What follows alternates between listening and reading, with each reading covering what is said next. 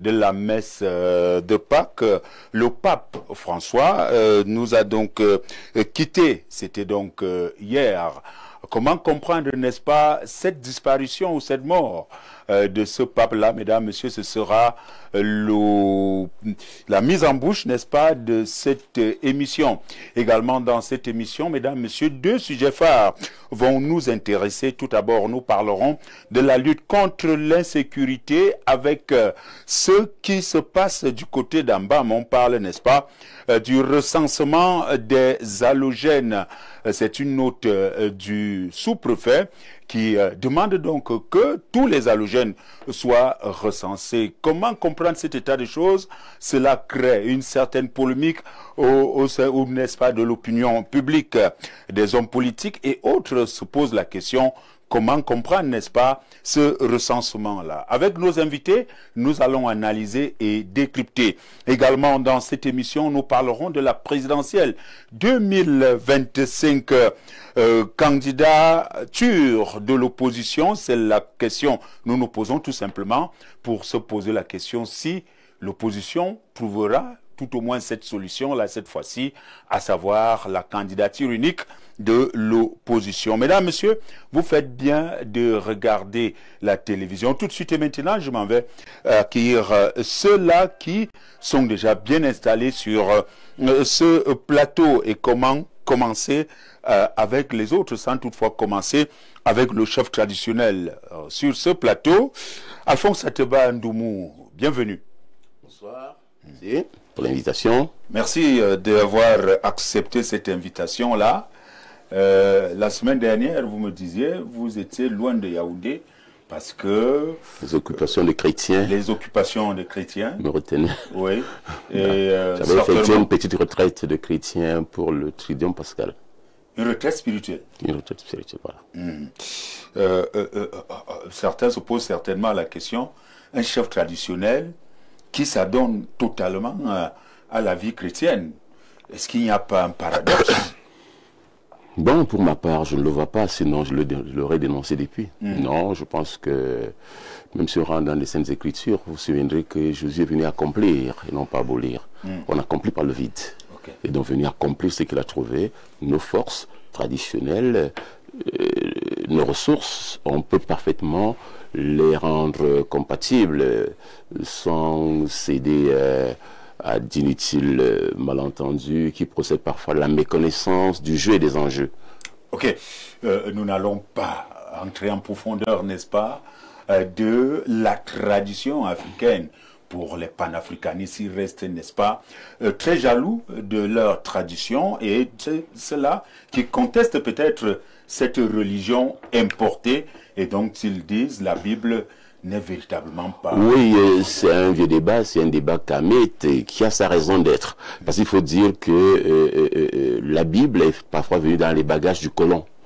Et le colon avait le défi de lessiver la culture trouvée sur le terrain pour mieux imposer la sienne, pour mieux apprivoiser le bétail humain qui était offert à sa cupidité. C'est en cela que, effectivement, la religion, quand vous regardez le cas congolais, qu'on cite souvent un peu en référence avec le roi Guillaume II de Belgique, qui a recommandé à son clergé d'aller anéantir complètement la culture locale pour permettre aux colons de prendre possession des corps, des âmes et des esprits. Okay. Au-delà de cette caricature, la chrétienté a quelque chose de bien qui n'entre pas en contradiction avec l'être intrinsèque de nos traditions, la charité, l'humanisme, l'amitié, la générosité. On vous a suivi, Alphonse Ateba Ndoumou. Vous savez, lorsque vous êtes là, je suis obligé de bien me placer. Lorsqu'on a un enseignant sur le plateau, l'enseignant en journalisme, nous sommes heureux de l'avoir et nous n'allons pas approfondir, n'est-ce pas, le débat sur la religion importée ou alors la Bible et autres. Ça fait du bien de vous avoir sur ce plateau. Je vais accueillir quelqu'un d'autre sur ce plateau. Il est écologiste. Il est donc parmi nous Angelo Toueli, président national des éco-citoyens. Bienvenue. Merci Apollinaire, merci de l'invitation. Bonsoir à tout le monde, à ceux qui nous regardent, à ceux qui sont sur ce magnifique plateau. C'est toujours un plaisir de le partager avec vous. Il y a quelque temps, vous connaissez véritablement plus comme grand militant du PCRL. Aujourd'hui, vous nous présentez, je ne sais pas si c'est un parti politique, vous dites que vous êtes le président national des éco-citoyens. Que comprendre? Vous savez, je suis engagé sur la scène publique depuis une quinzaine d'années. Je suis coordonnateur d'une ONG environnementale. Et depuis 10 ans aujourd'hui, on parle du mouvement écologiste. On parle des éco-citoyens. Les éco-citoyens, c'est un engagement, c'est une dynamique qui est écologiste, mais également sociale. L'idée que nous avons, c'est de promouvoir une idée du développement qui tient compte des contraintes de l'environnement. Les politiques publiques peuvent être menées, mais il faut tenir compte des contraintes de l'environnement. Donc, dans cette optique, on a évité d'entrer dans le purement politicien pour essayer de tracer un autre chemin. Vous savez, les engagements écologistes sont des engagements qui viennent en appui à des gouvernements qui sont là, à des acteurs qui sont là, pour leur rappeler les éco-citoyens, PCRN, y a-t-il un lien?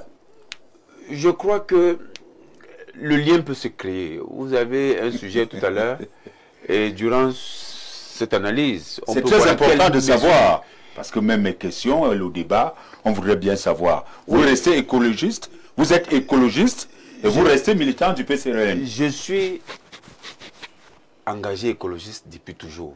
Je ne vais pas changer. Merci. C'est une question de conviction. Merci à vous, voilà. Angelo Toueli. Lui également, il est déjà bien installé sur ce plateau. Kopita Damou, bienvenue. Merci, bonsoir Charles Apollinaire, bonsoir à Sa Majesté. Sate Bangoumou, c'est quelqu'un que je connais, très talentueux à la CRTV. Et aujourd'hui, dans le cercle des chefs traditionnels de chez nous, je pense qu'il n'y a pas meilleur profil. Je salue les téléspectateurs du Grand Soir. Je salue surtout mon président national, l'honorable Tomaino Ndamjoya, avec qui on s'est séparés trop tard samedi dernier, après avoir rendu l'hommage mérité au premier adjoint au maire de la commune de Fumban, qui était l'un des grands militants de l'Union démocratique du Cameroun. Je dis bonjour aux camarades qui se sont mobilisés pour la circonstance. Et je me donne le devoir de les informer déjà sur l'une des grandes résolutions prises au cours de la séance de travail que le président national a présidé samedi, à savoir la célébration du 34e anniversaire de l'Union démocratique du Cameroun samedi prochain. On tergiversé encore sur le lieu et le format. Finalement, c'est décidé que ça sera à Fumban, avec 2 formats en matinée, une conférence, un atelier pour le volet intellectuel, et dans l'après-midi, un grand meeting. Merci de communiquer sur l'actualité. L'actualité, n'est-ce pas, au sein de votre parti, l'UDC. Je rappelle que vous êtes non seulement militant, membre très influent, n'est-ce pas, de ce parti politique, l'UDC. D'ailleurs, vous êtes député à l'Assemblée nationale. C'est exact. Je vais accueillir le 4e invité. Lui est Pierre-Alain Paul Guater. Bonsoir et bienvenue. Bonsoir Charles Apollinaire, merci de me souhaiter la bienvenue. C'est un plaisir d'être ici. C'est la première fois que je vous retrouve ici. Et donc vous me retrouvez ici. Nous avons été ailleurs autrefois. Voilà. Et je retrouve aussi un grand frère, Angelo Toueli, et 2 aînés, 2 parents, avec qui je serai content d'échanger ce soir. Je dis bonsoir à tous les Camerounais qui nous écoutent et nous espérons que nous allons leur dire des choses pertinentes pour l'avenir de notre pays. Merci. Je rappelle que vous êtes du SDF. Tout à fait, de Front social-démocrate. Voilà. Merci d'être là. Je dans quelques minutes. Il se trouve encore dans les coulisses. Hein. Lui, Joseph Mboutou, va nous retrouver, rejoindre sur ce plateau. Le temps pour nous de prendre cette transition et revenir sur cette actualité. La mise en bouche, en quelques minutes, nous allons évoquer, n'est-ce pas, le pape, la mort du pape et comprendre, n'est-ce pas, son fonctionnement. Et je voudrais dire toute la période qu'il a passée, n'est-ce pas, à la tête de cette église catholique. À tout de suite. Engagement au sein de l'église, encore plus catholique. Oui. Quel commentaire faire-vous, n'est-ce pas, à la suite de la mort, ou alors l'annonce, n'est-ce pas, du décès du pape? François. Je ne sais pas s'il y a un commentaire à faire. Excusez-moi.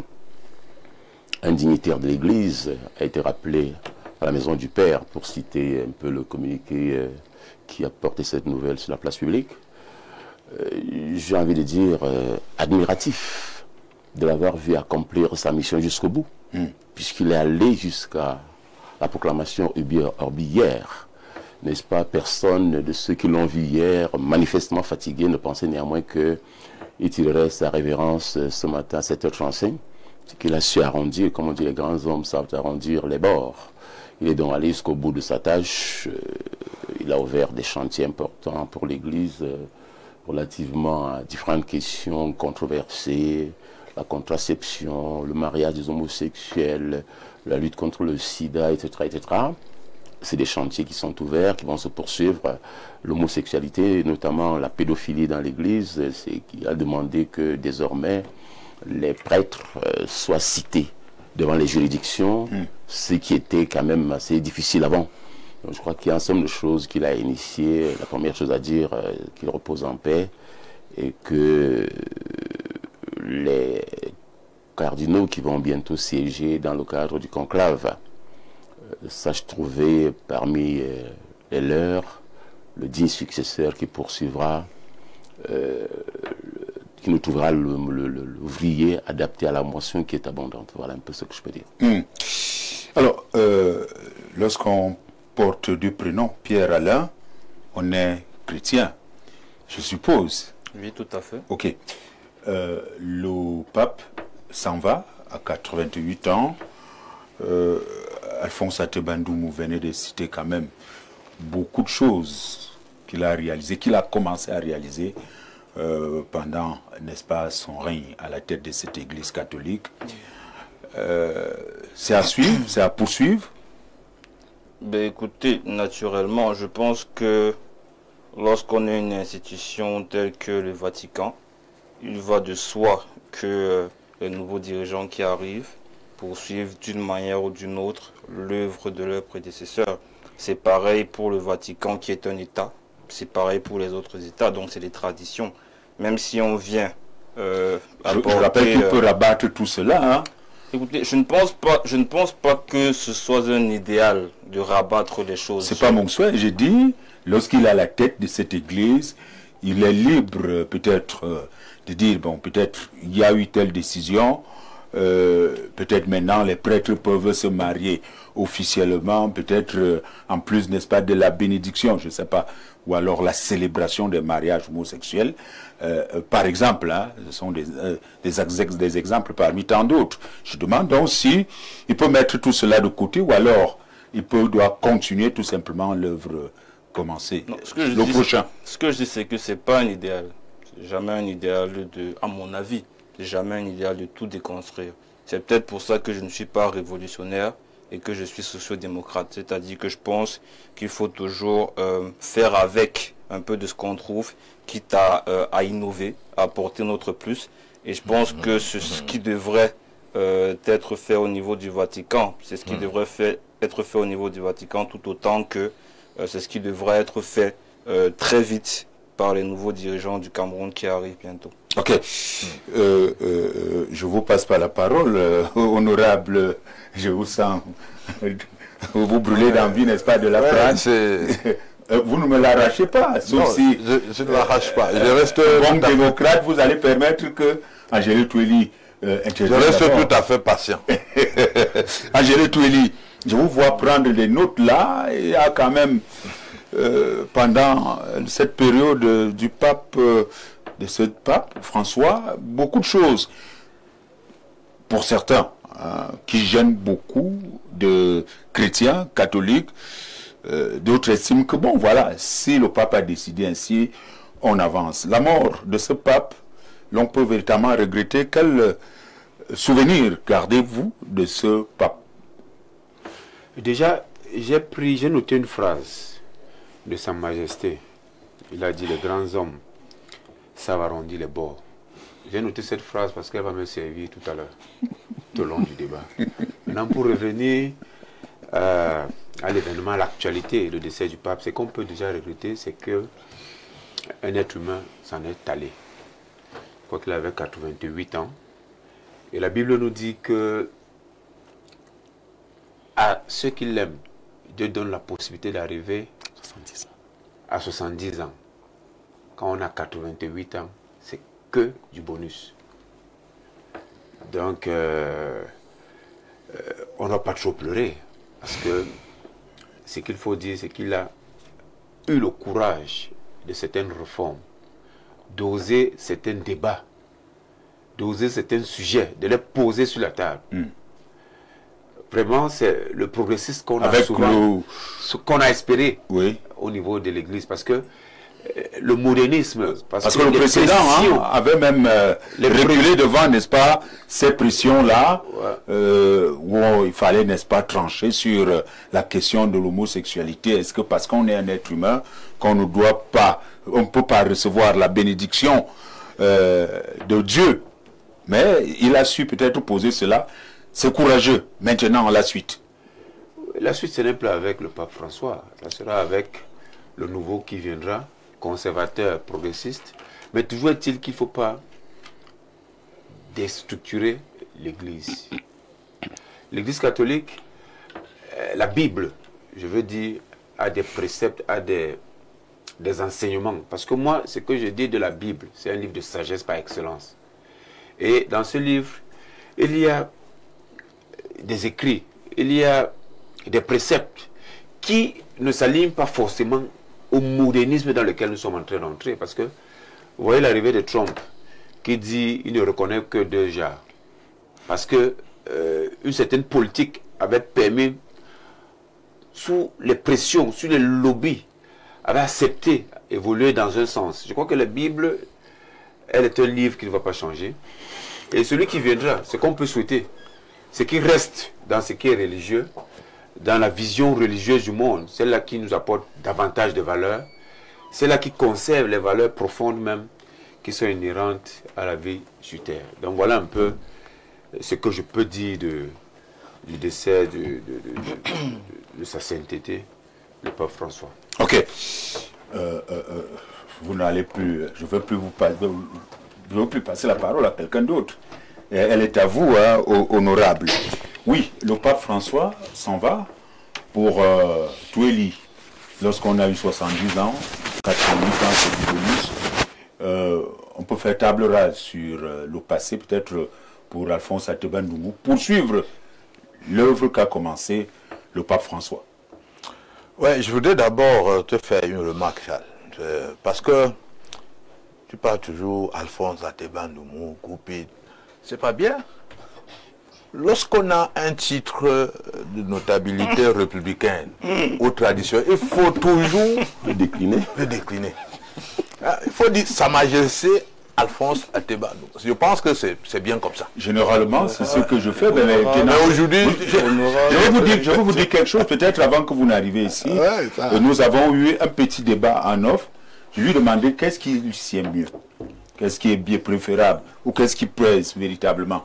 Vous savez, lui seul, il est universitaire, enseignant du journalisme à l'ESTIC, militant d'un grand parti, honorable, enfin pas honorable, Sa Majesté. Ça, ouais. Et je lui demandais donc, mais qu'est-ce qui est mieux pour lui? Il m'a quand même dit quelque chose. Vous voyez donc, j'ai envie de parler professeur. Okay. Et autres. Bon, c'est bien. C'est suivi. Alors, nous continuons, honorable. Le sujet qui est la mise en bouche ce soir est un sujet de tristesse. Et je m'incline devant la grande mémoire de sa sainteté, le pape François, qui nous a quittés tôt ce matin, du 21. Contrairement à ce que tu as dit, c'est pas hier qu'il est parti. Je crois que hier, il est apparu au Vatican. Oui, c'est ça. Même s'il était affaibli, il a fait son apparition pour la bénédiction habituelle. Et donc, tôt ce matin, il nous a quittés. Je prie le Seigneur de recevoir son âme au paradis. Transmets mes condoléances à la communauté chrétienne en général et catholique en particulier. Je dois dire que, contrairement à ce que le plénipotentiaire de ce plateau m'a dit, et qui m'a surpris d'ailleurs, quand on a parlé de la perspective en termes de continuité ou, je dis, de changement, il a dit non, il souhaiterait la continuité et qu'il n'est pas révolutionnaire, il faut simplement toujours faire la continuité. Des réformes. Non, mais c'est vrai, la réforme.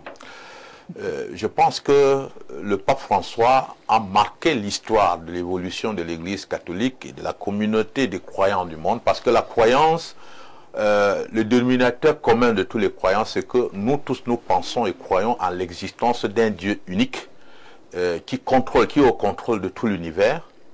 Et je pense que dans cette croyance, il y a le fondamental et il y a maintenant ce qu'on peut ajouter comme des améliorations.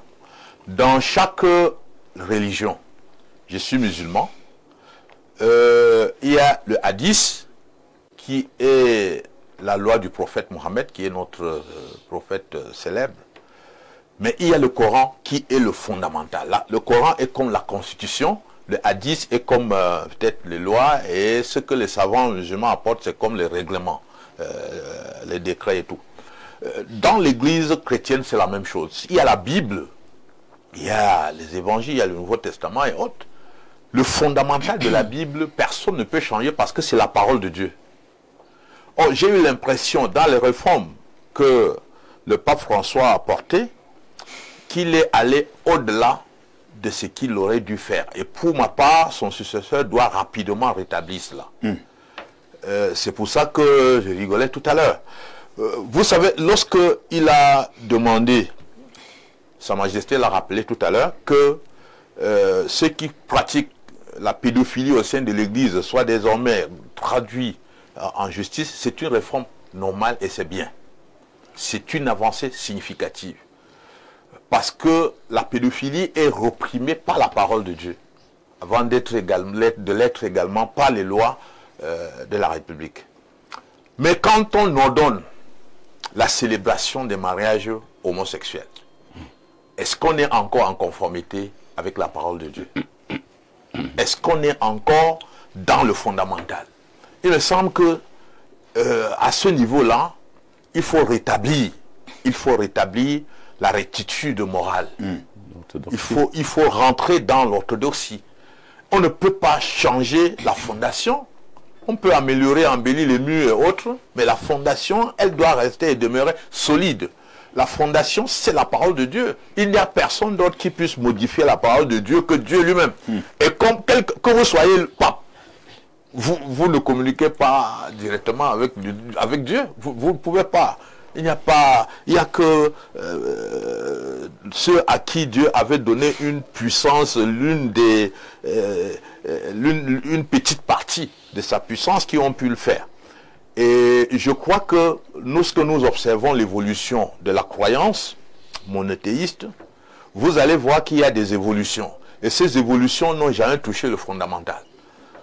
Vous commencez à Moïse, qui disait que œil pour œil, dent pour dent, la loi de Talon, parce que Dieu à ce moment pensait que pour que tu sentes que le mal n'est pas bien, il fallait qu'on te rende le mal que tu as fait à l'autrui, pour que toi-même, en sentant la même douleur, tu comprennes qu'on ne doit pas faire le mal.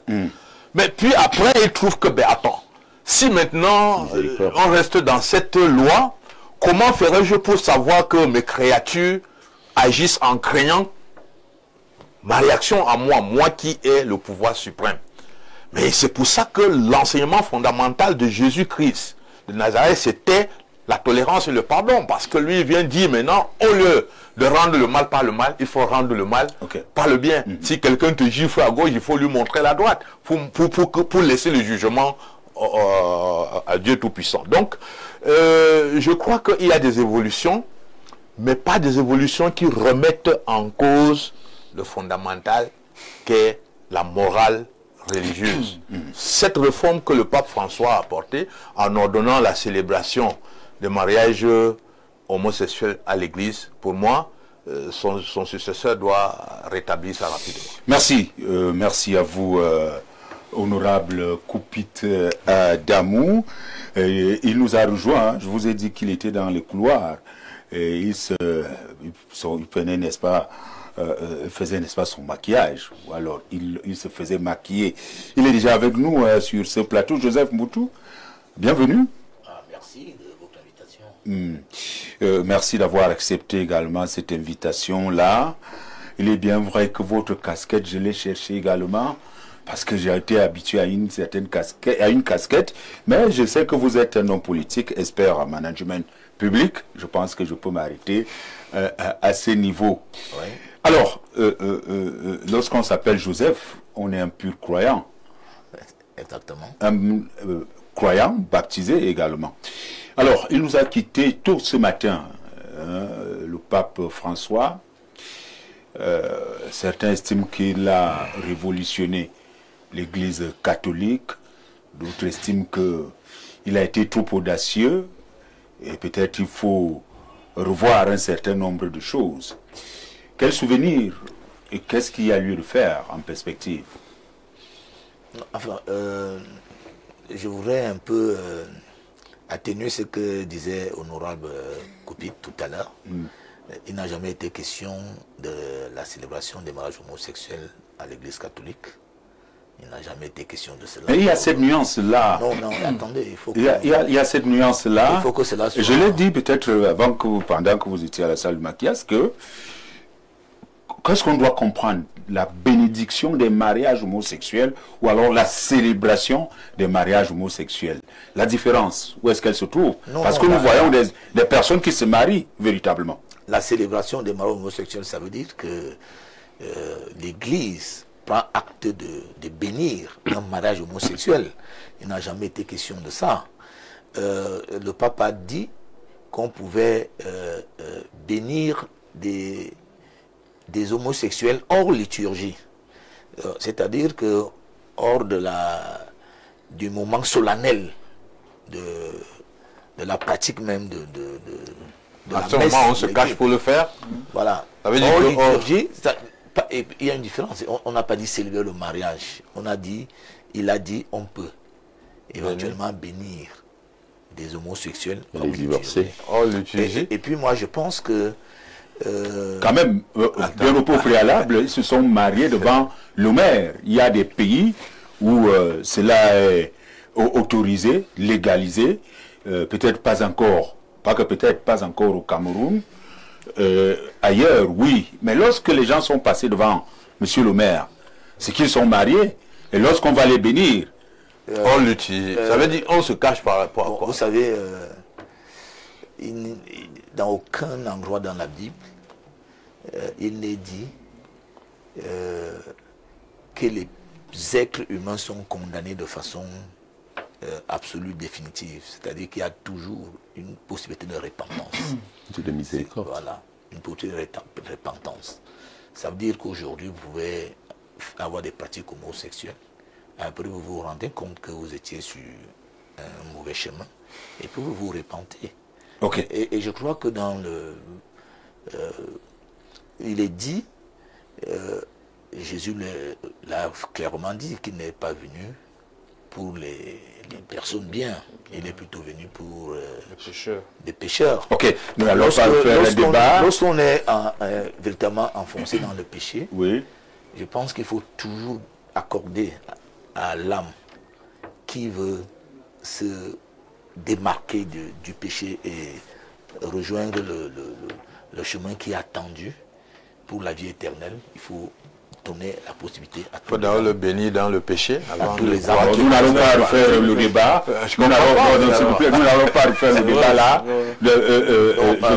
Parce que c'est comme pour dire que dès qu'on a été homosexuel, on ne peut plus se repentir. Non, vous avez expliqué qu'on peut se repentir. Maintenant, est-ce que les œuvres, ou alors ce qu'a commencé le pape François, le prochain pape, doit-il continuer sur le même chemin? Il y a des réformes qui, ma foi, me semble beaucoup plus bénéficiaire même à l'Église, et pour éviter notamment les affaires de pédophilie dont vous étiez en train de parler à Okshu et autres dérives, c'est qu'on peut-être on puisse permettre aux prêtres de pouvoir clairement se marier et fonder des familles. Mais il a dit ça, c'est normal. Si vous lisez la Bible, nulle part dans la Bible, on a demandé aux prêtres de ne pas se marier. Donc ça, il peut modifier ça, et c'est bien. Il peut mettre un terme à une sorte d'hypocrisie qui se voyait. Ça, c'est l'une des réformes positives qu'on doit maintenir. Mais qui n'a donc pas été faite. Moi, je voudrais dire, si moi j'attends véritablement une réforme de l'Église catholique, c'est de permettre que nos prêtres puissent avoir une vie de famille normale.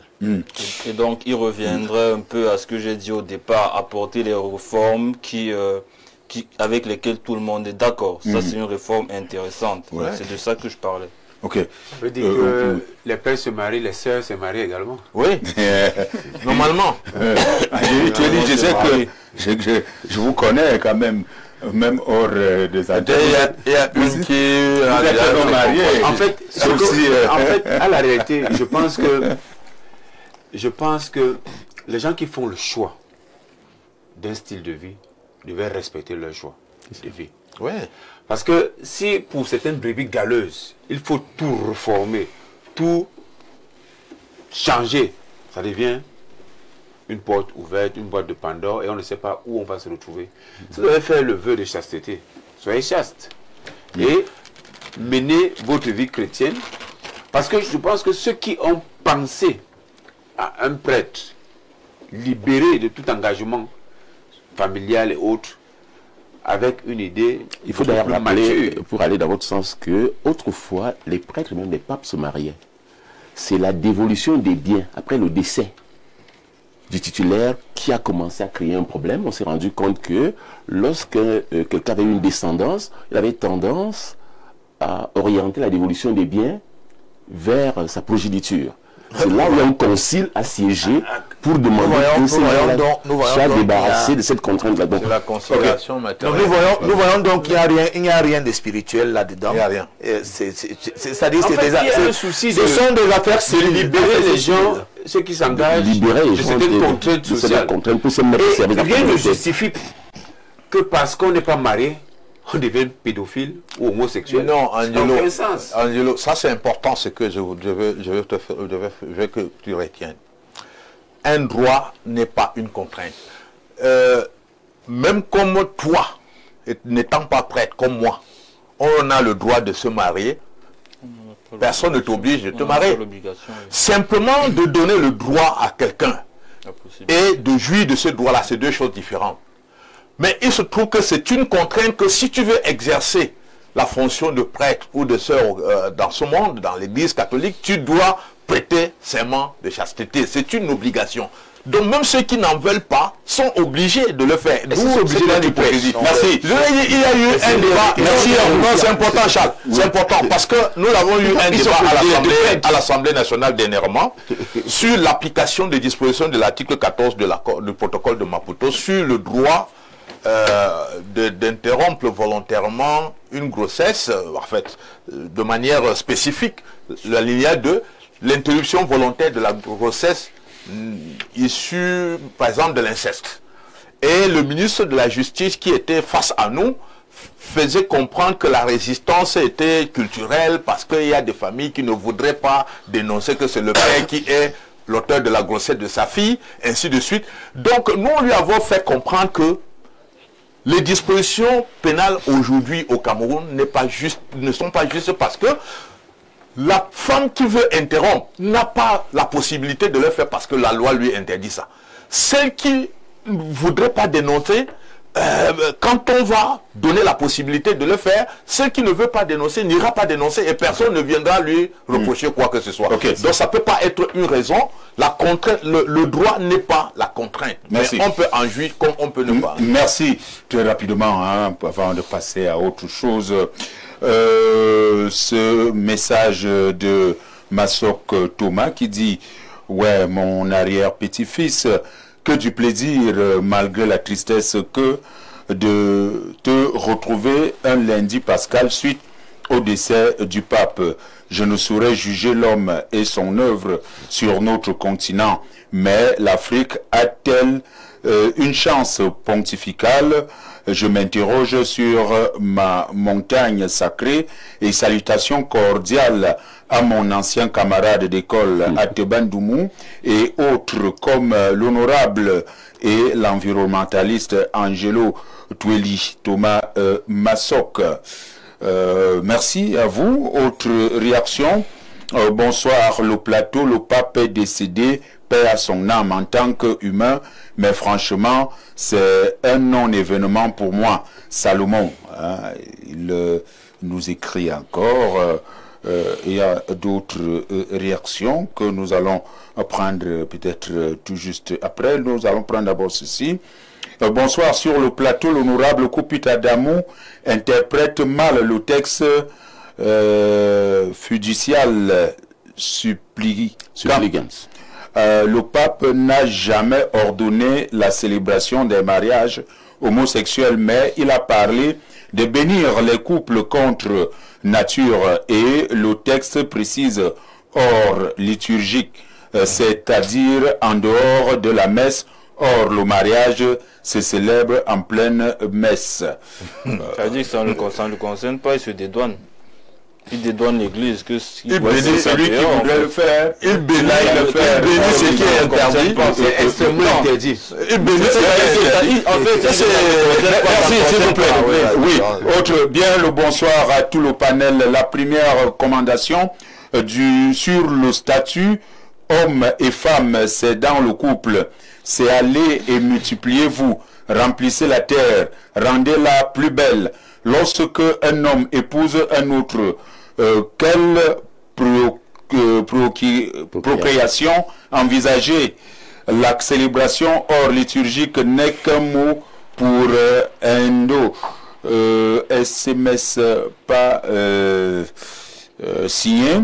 Par contre, Armand Gani depuis Sangmelima nous écrit, il dit « Bonsoir Charles et à tout le panel. Je pense que la disparition du souverain pontife doit être normale et qui peut évoquer une réforme pour pouvoir répondre à quelques absences pontificales. » Merci à vous. Il y en a d'autres. Hein.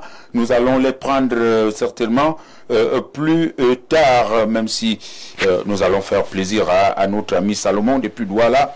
Bonsoir le panel. L'Église catholique ne va jamais laisser la pédophilie et l'homosexualité. Ils sont très hypocrites. Ça, c'est l'avis du téléspectateur. Beaucoup de messages, mais vu le temps et les autres sujets, nous allons prendre cette transition et nous allons revenir pour le premier sujet phare à l'ordre du jour. À tout de suite. Retour sur ce plateau et nous allons tout de suite et maintenant parler de la lutte contre l'insécurité.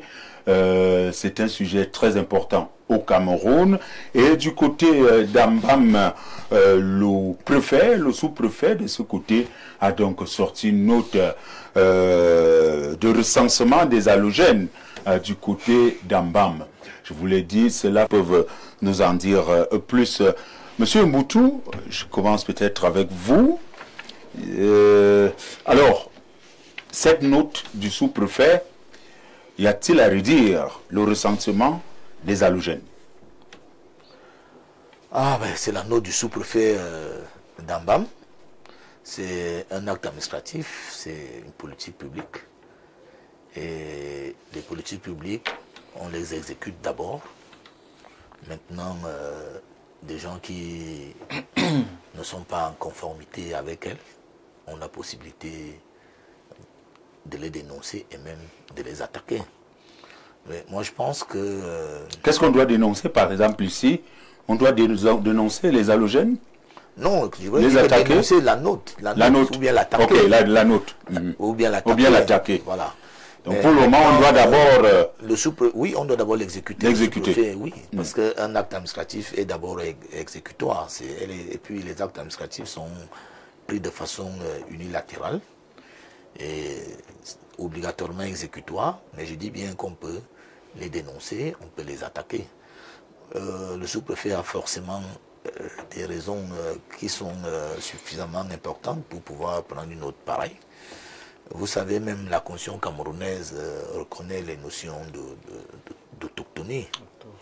Donc, l'acte du sous-préfet, pour ma part, je peux me tromper, est conforme à la loi, conforme à la Constitution, parce que, vous savez, nous tous, nous avions des... Conforme à la Constitution. Conforme, puisque je dis bien... Recenser les halogènes. Non, mais là, ce sont maintenant les externalités à la loi. Oui. Et il faut seulement que ça concourt à la vérification de la loi sur le plan formel.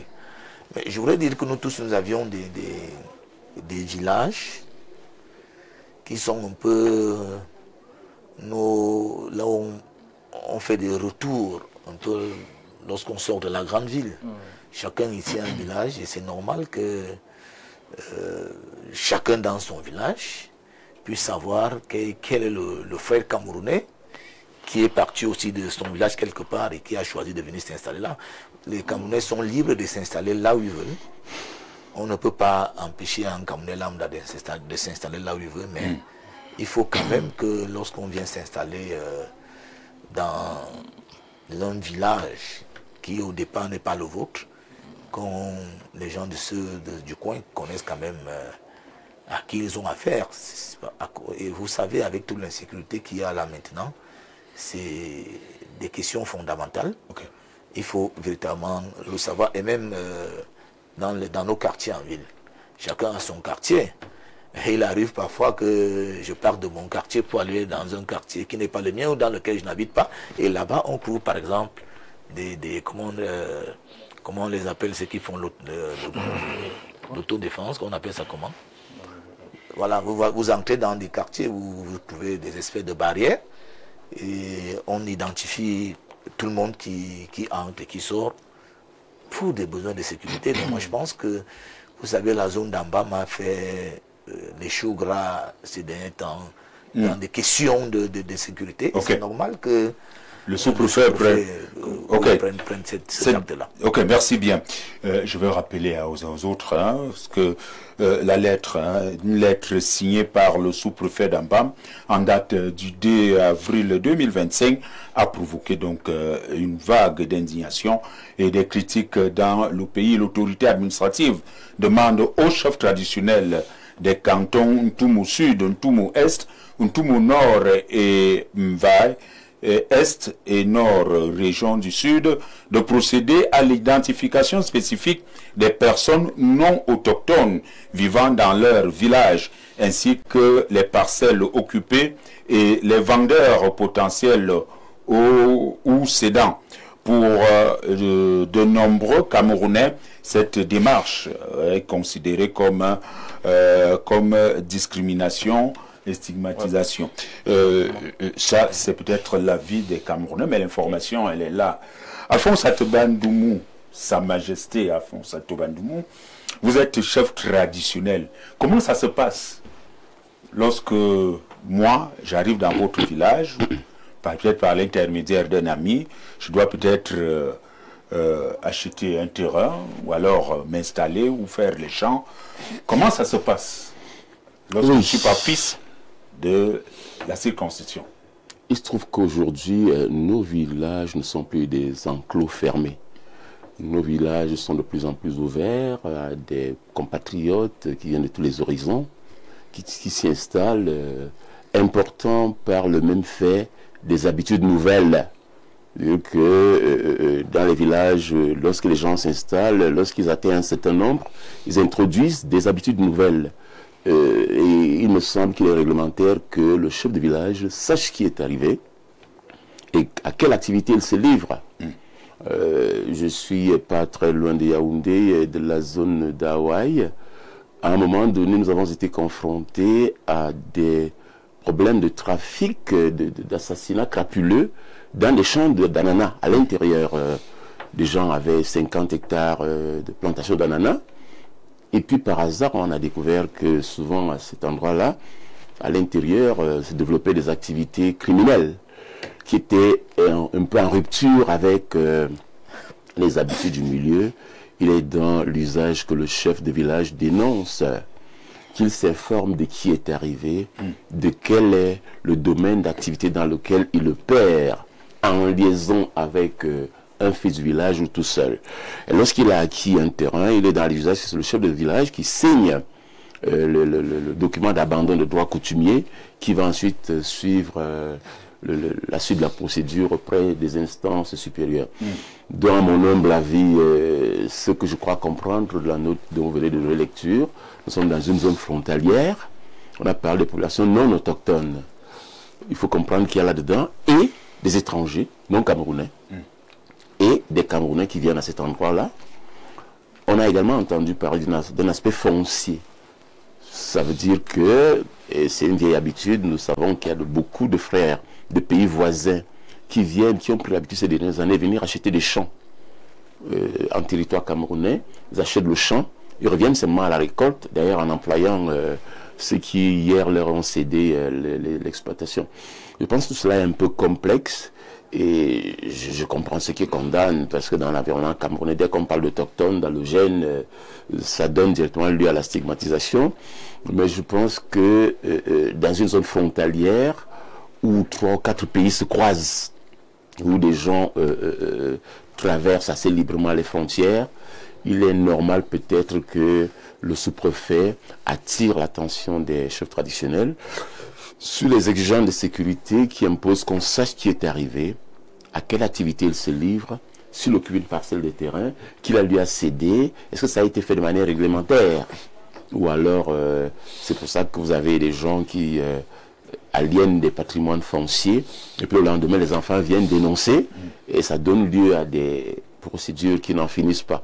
Je pense que c'est, faut voir dans la démarche du sous-préfet peut-être un souci de clarification d'un flou qui avait tendance à s'épaissir sur l'installation anarchique des gens, de développement d'activités anarchiques, avec, au niveau du tribunal, au niveau de la sous-préfecture, un inventaire croissant de litiges, à la fois fonciers, criminels, sécuritaires, et je crois que nous sommes là, peut-être pas encore dans une situation camerounaise visant à chasser l'halogène, parce que c'était une situation de rejet du compatriote. C'est pas le sous-préfet qui aurait pris la mesure, c'est les populations locales qui auraient chassé l'halogène qui n'est pas de village. Or, si ce n'est pas les populations qui chassent l'halogène et que c'est le sous-préfet qui demande à clarifier le profil des personnes qui s'installent, ça veut dire qu'il y a probablement un enjeu sécuritaire qui appelle clarification, et je pense qu'il vaut mieux s'en tenir à cela. Ok, voilà, merci à vous. Je vais... alors, Pierre Alain, vous êtes du social-démocratique Front, certainement. Vous luttez contre un certain nombre de choses. Peut-être, lorsqu'on parle, nous avons notre devise, paix, travail, patrie. Patrie, nous devons être, le président de la République le disait encore dans l'un de ses discours, tout Camerounais doit se sentir chez lui, partout où il se trouve au Cameroun. Peut-être tout à l'heure, Sa Majesté faisait allusion à ces étrangers qui viennent d'ailleurs. Mais maintenant, qui est véritablement allogène de ce côté-là? Qui chasse-t-on, ou alors qui voudrait-on reconnaître de ce côté-là? Alors cet acte du sous-préfet, quelle analyse en faites-vous? Eh bien, je voudrais commencer par dire que les hommes se déplacent depuis la nuit des temps. C'est-à-dire que on parlait tout à l'heure de la Bible. On sait que dans la Bible, les peuples passaient leur temps à se déplacer d'ici à là. Il est même dit que beaucoup de peuples camerounais ne sont pas fondamentalement originaires du Cameroun. On parle des Bassa qui viendraient d'Égypte, on parle de tel autre peuple qui viendrait de ci ou de là. Et il y aurait par exemple à peine 2 peuples qui seraient foncièrement originaires du Cameroun. Je crois que c'est les Pygmées et les Tikars, si je ne me trompe pas. Et je pense que ces mouvements-là ne vont pas s'arrêter d'aussitôt. Nous sommes rentrés depuis un certain nombre de décennies dans la mondialisation et on n'a pas l'impression que ça va s'arrêter. Il faut donc pouvoir aujourd'hui prendre des mesures pour un vivre ensemble harmonieux malgré ces déplacements-là. Et donc pour aboutir à la question précise, effectivement, le Front social-démocrate, Social Democratic Front, est contre l'autochtonie, contre ces éléments-là de la Constitution actuelle et pense les changer une fois au pouvoir. Il faut dire par exemple que lorsqu'on fait le recensement des allogènes d'une localité, en politique publique justement, c'est pour pouvoir prendre des mesures. Ça veut dire qu'on ne fait pas juste le recensement pour garder dans un placard, ok, on sait qui sont. C'est parce que il va y avoir des mesures. Et moi, je pense que c'est une porte ouverte à la discrimination. C'est-à-dire qu'une fois qu'on sait qui vous êtes, vous n'êtes pas d'ici, vous avez tel profil, c'est pour, par la suite, dans les politiques publiques, laisser une porte ouverte à la discrimination. Et nous ne pouvons pas être pour de telles mesures. Ok. Honorable Koupit Adamou, selon la constitution camerounaise, le pays est un et indivisible.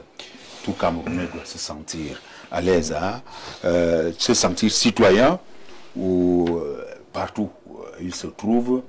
Vous êtes à l'Assemblée nationale, selon les lois, la Constitution.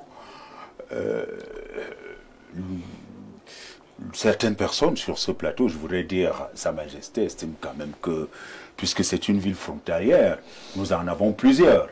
Alors, est-ce que dans toutes les villes frontalières, nous allons désormais passer au recensement des halogènes? C'est une solution contre l'insécurité?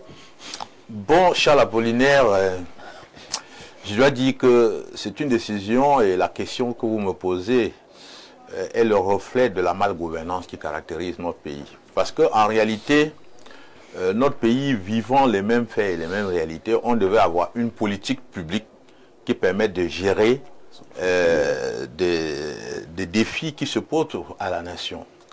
Parce que les mêmes réalités contextuelles qu'on vit dans le sud, on va les vivre dans l'extrême nord, dans toutes les régions qui sont limitrophes avec les pays amis du Cameroun, les pays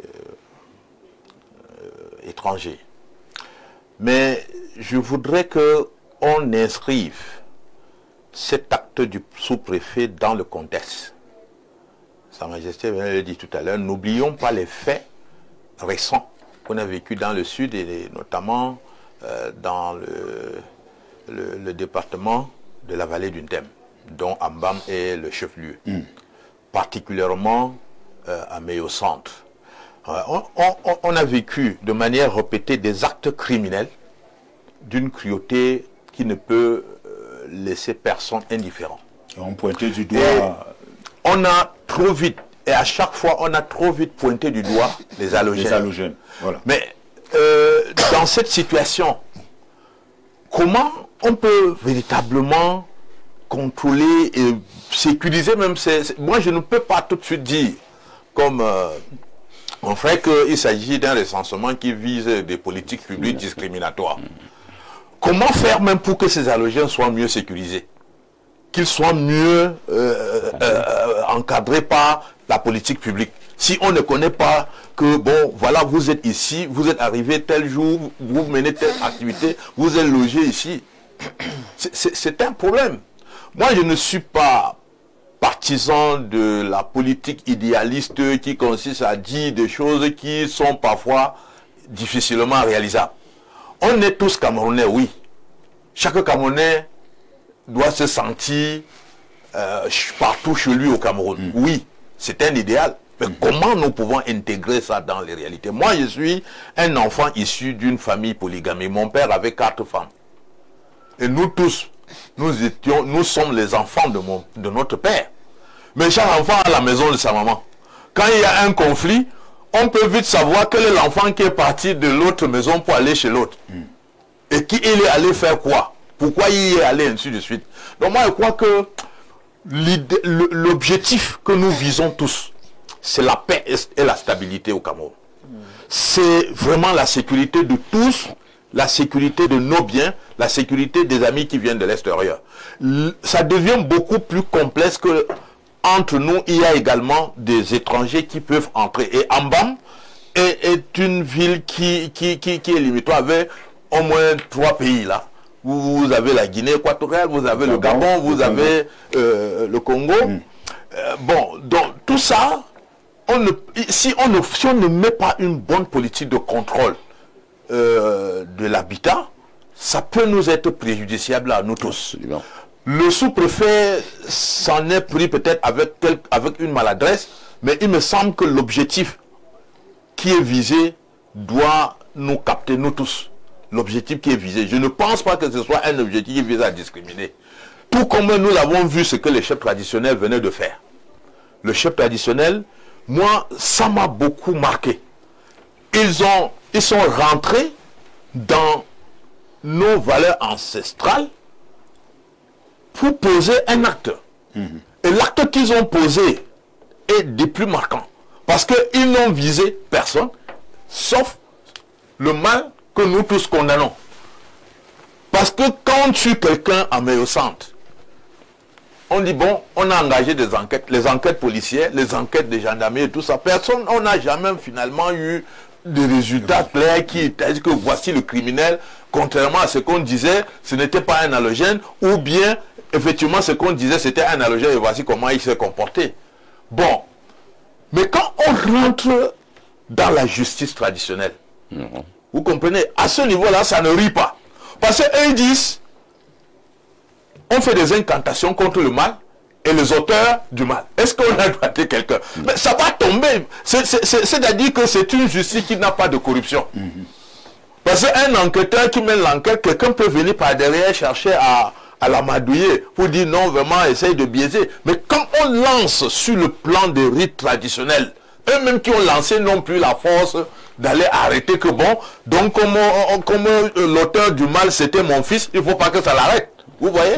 Donc pour moi c'est important qu'on mène ce genre d'action pour assainir la situation, pour que le vivre ensemble ne soit pas vraiment préjudiciable ni aux uns ni aux autres. Les gens qui sont les Camerounais, chaque Camerounais est né quelque part. Chaque Camerounais a grandi quelque part. Chaque Camerounais a les terres de ses ancêtres quelque part. Et maintenant, ils accueillent les autres. Et ceux qui sont accueillis, on ne pourra jamais les traiter vraiment d'égal à égal avec ceux qu'on a trouvés. Pensez à ça, moi je crois que c'est créer une situation conflictuelle qu'on ne pourra jamais résoudre. Il faut tenir compte, mais l'UDC, dont je suis l'un des membres du bureau politique, est contre la notion de l'inscription sur la constitution de la notion d'autochtone et d'allogène, mais l'UDC a une autre politique de tenir compte des spécificités, des réalités des premiers occupants de terre et de voir comment on doit gérer les uns et les autres. Je sors du Burundi. Au Burundi, quand vous entrez, les chefs de quartier dans leur cahier de charge ont la responsabilité d'enregistrer tous ceux qui arrivent dans le quartier. Quand vous arrivez dans le quartier, même si c'est pour un séjour temporaire, si ce n'est pas à l'hôtel, parce qu'à l'hôtel déjà, on vous enregistre.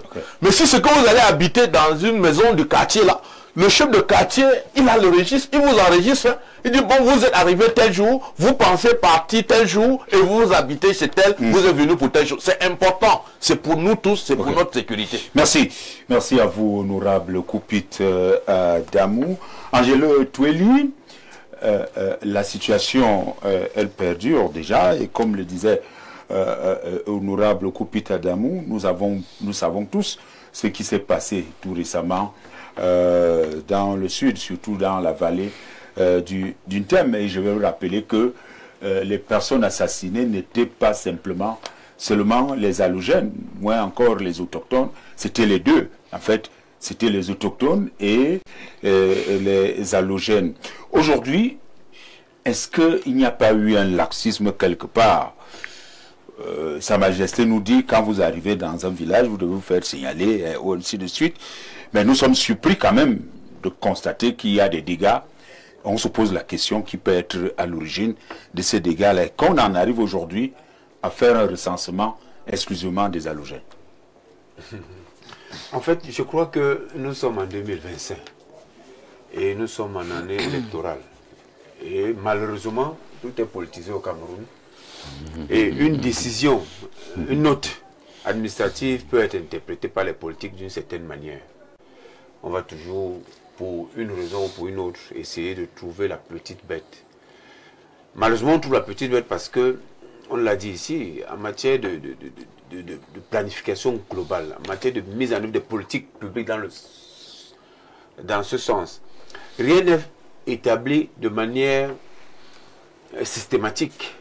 C'est juste à qui mieux, c'est un sous-préfet qui, face à ces réalités, décide, pour avoir la maîtrise de son territoire, de prendre un certain type d'acte, d'avoir la maîtrise des personnes qui y vivent, la maîtrise des différents mouvements. Souvenons-nous que nous sommes dans une zone frontalière, on l'a dit. De la vallée d'une Thème, on a toujours parlé de questions, à une époque, on parlait de questions foncières. On parlait de 26 000 hectares qui devraient être passés dans une transaction. De cette vallée d'une Thème, en Bam, on a parlé de meurtres, il y a eu un remous avec un élan communautaire.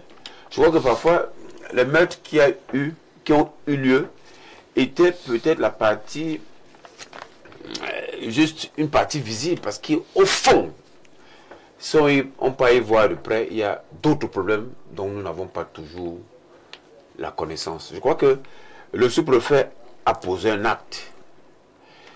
De mon point de vue, si la note avait été, si les instructions avaient été données aux différents chefs d'État, comme on les appelle, dans les 360 arrondissements, de prendre ce type de mesures, de recensement, de maîtrise des populations, on aurait pu se dire qu'il y a des calculs politiques, il y a des visées discriminatoires et autres. Je crois que c'est le sous-préfet qui a décidé d'avoir la maîtrise de son territoire, de faire le maximum pour que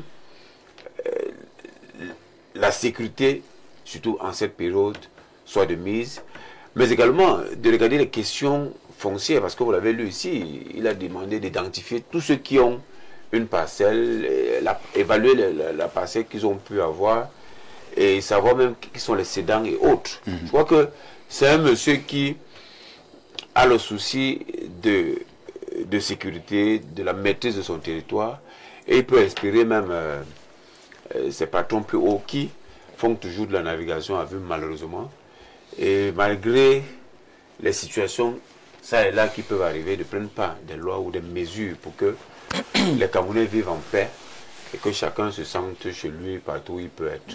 Ok, je vais prendre quelques réactions là et nous allons repartir. Alors, cette réaction, bonsoir le panel, quelle est cette façon villageoise de gérer la République? C'est ce qu'on a appris à ces sous-préfets à l'ENAM. Nous sommes dans une république et il y a des individus, fussent-ils sous-préfets, qui, dans leur délire, installent une certaine... c'est un peu dur, mon cher ami. Nous parlons des autorités quand même. Là, vous pouvez peut-être revoir cela d'une manière ou d'une autre. Autre réaction reçue, mon arrière-petit-fils, beau-fils, dans le centre de ce village de mon camarade Ateba, j'ai été contrôlé il y a 2 décennies à la sortie d'un bar par le premier magistrat de la ville où j'ai dû me présenter et donner l'information concernant ma visite dans la cité. Il est tout à fait normal que de poser le contrôle de suivi dans nos différents coins et recoins du triangle, sans toutefois oublier le pouvoir politique qui tue l'unité du fait de la croissance intertribale. Masok Thomas, qui pense que à Hawaï, il a été contrôlé pas moins de 2 fois, il y a de cela quelques décennies. Bonsoir, le plateau, le seul et unique projet de société de Paul Biya a réussi au Cameroun, c'est l'institutionnalisation du tribalisme. C'est pour le monsieur. Bonsoir, Info TV. Concernant la thématique, je pense que tout acte doit se reposer sur la loi et je me demande dans quelle disposition de la loi le sous-préfet s'appuie pour faire ce recensement. Dans ce pays, je constate qu'il y a manque de volonté. On demande depuis des années de recenser tout le Camerounais. Jusqu'à aujourd'hui, ça n'a pas été. C'est vraiment dommage. Mohamed depuis Batouri. Autre réaction reçue. Bonsoir au grand soir. Bonsoir au panel. La consiste à fabriquer des étiquettes sur la base des préjugés au sujet d'un individu ou d'un groupe d'individus pour leur réserver un traitement particulier, d'où la discrimination. Je pense que ce que le sous-préfet vient de faire est inscrit dans la démarche de la stigmatisation qui aura pour conséquence la discrimination. Kalis Talom depuis Yaoundé, et ajoute la discrimination étant un traitement réservé ou un traitement à part. Autre réaction, bonsoir, Ambam et non Bam. Autre réaction, bonsoir, le grand soir, relatif à la note du sous-préfet. Avec cette note, nous sommes là dans le cadre du contrôle de l'insécurité dans une zone frontalière assez conflictogène. Pourquoi les politiciens camerounais en panne d'imagination font toujours de la politique négative là où nous devons voir une politique publique avec des visées de maîtrise de son territoire, de compétences. Dissaké depuis Douala. Autre réaction, salut à vous. Salut, vous critiquez le sous-préfet. Et autre réaction, bonsoir, le plateau, ce sous-préfet a été induit en erreur par les élites de la localité et qui sont tous du RDPC.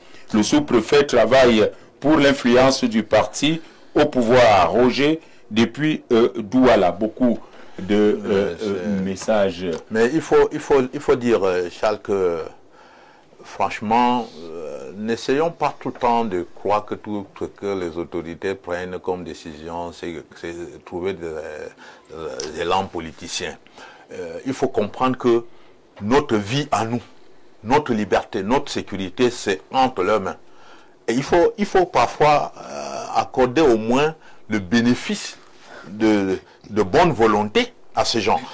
Tout ce que je peux souhaiter à ce sous-préfet par rapport à cette décision, c'est de considérer la notion d'allogénie comme telle. Parce que un Toumou ou un Boulou qui est à Olamze ou qui aussi se trouve à Mbam n'est pas un allogène, un autochtone d'Ambam.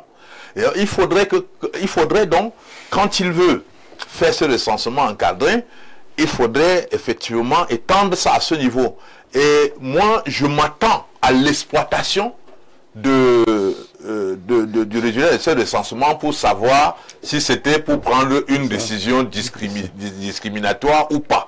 Mais pour l'instant, je crois qu'au regard du contexte, au regard des réalités récentes, des faits marquants vécus dans cette partie de notre territoire, maîtriser l'habitat devenait une contrainte. Et je suis tenté par ailleurs de dire qu'il faut étendre cela. Le contrôle et la maîtrise de l'habitat dans toutes les localités camerounaises doit devenir une contrainte qui s'impose à tous. Il faudrait tout simplement qu'au niveau du MINAT, qu'on réfléchisse sur une politique générale de contrôler cet habitat-là. Ambam n'est pas plus proche de la frontière que Kiosi, par exemple, ou bien que Niabizam, après Veleux. Donc il faut qu'on étende ça et qu'on comprenne que les autochtones d'Ambam sont différents de ceux de Kiosi ou ceux de Lamze qui peuvent aussi se déplacer pour venir là pour des raisons d'activité. Le principal objectif ici étant de connaître qui fait quoi. Quand il y a soulèvement, généralement après avoir éteint le feu, on passe souvent, on demande de dédommager les gens qui auraient subi de vandalisme sur leurs biens et tout. Mais si on n'a pas connu ça avant, quelqu'un qui n'avait même rien peut venir vous dire qu'il avait une boutique, peut venir vous dire qu'il avait un champ qu'on a détruit. Mais si on connaît ça avant, je crois que ça facilite les choses. C'est pour ça que pour moi, peut-être le sous-préfet a eu quelques maladresses dans le libellé de cette décision, mais je pense qu'au regard du contexte, ça valait le coup. ça vaut le coup qu'on connaisse qui est qui fait quoi, qui est arrivé quand. Ok, Joseph Boutou, nous allons sortir Oui. de ce sujet à Ambam. Oui, le sous-préfet, dans son rôle, on peut quand même, en tant que journaliste, on peut le dire, est dans son rôle de savoir qui vit dans sa localité, mais est-ce qu'il n'y a pas eu laxisme quelque part et qu'est-ce qu'il y a lieu de faire dans les jours à venir? Non, vous savez, au Cameroun, les notions d'origine sont institutionnalisées. Même lorsque vous remplissez des formulaires pour faire un concours, on vous demande votre région d'origine.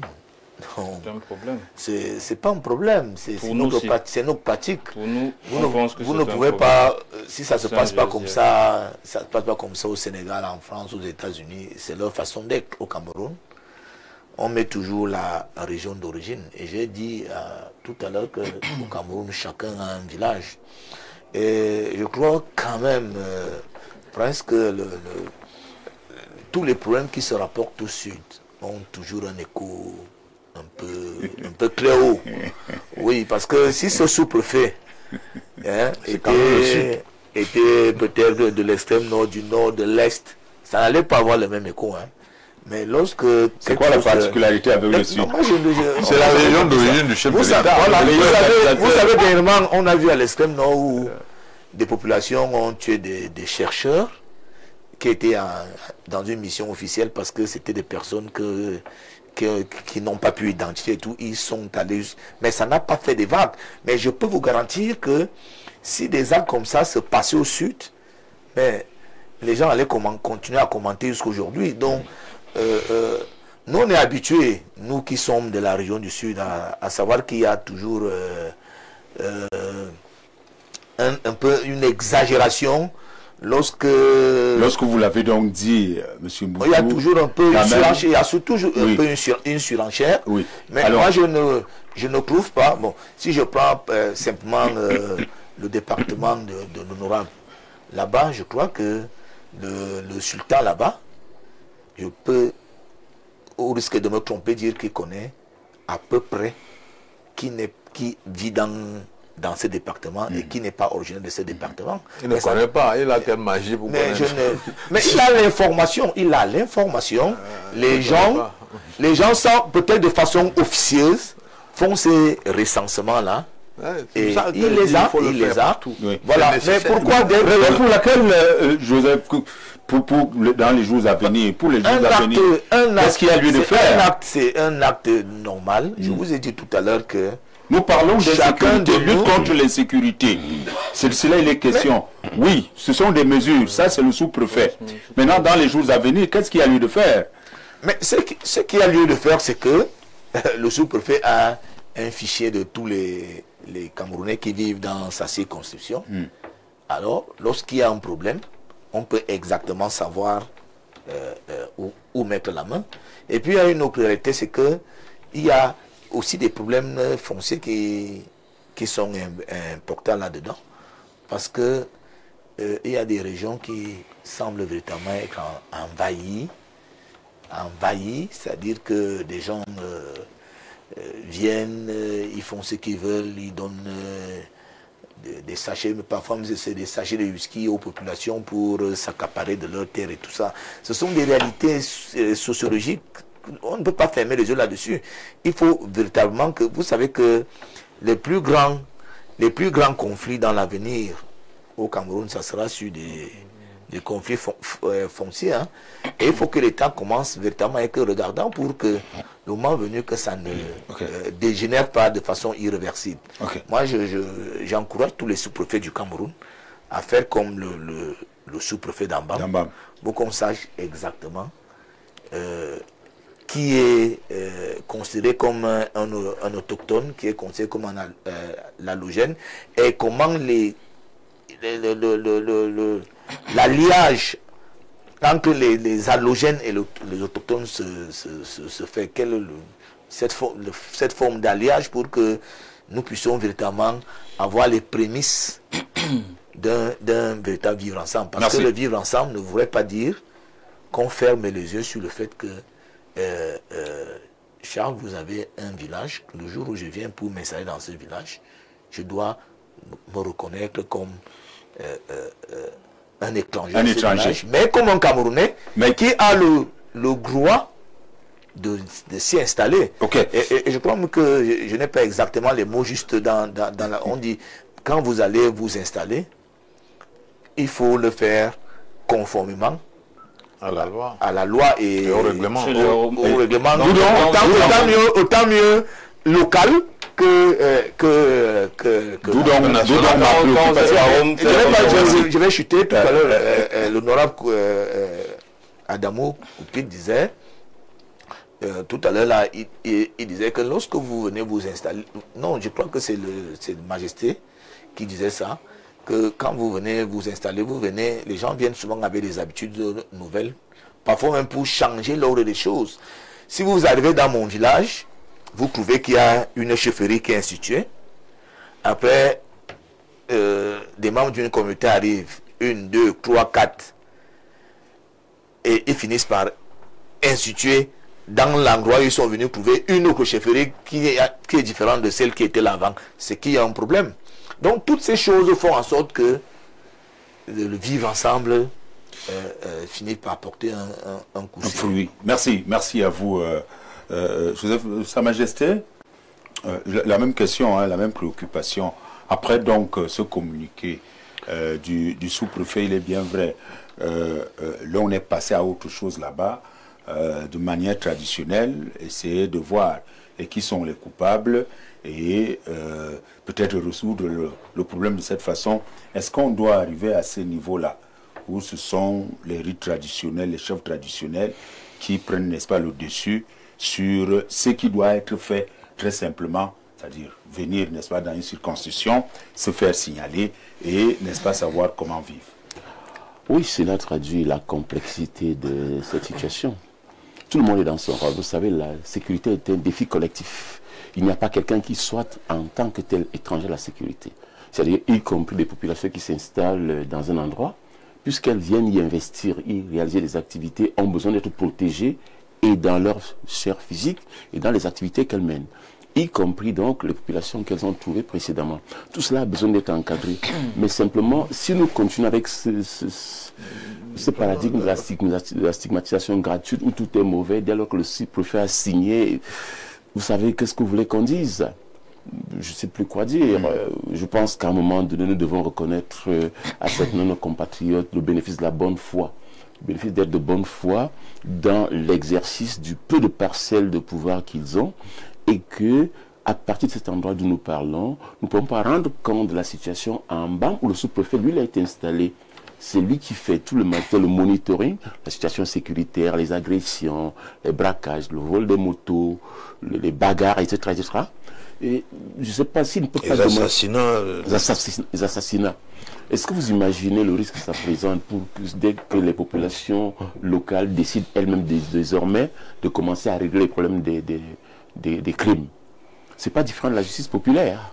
Or, on ne peut pas laisser que c'est les chefs et les praticiens qui s'asseyent pour régler par les moyens locaux des situations qui relèvent de la sécurité publique. Je pense que accordons à ce sous-préfet le privilège, le crédit d'un minimum de bonne foi et du droit d'être dans l'exercice de ses fonctions en voulant savoir qui réside là, d'où vient-il.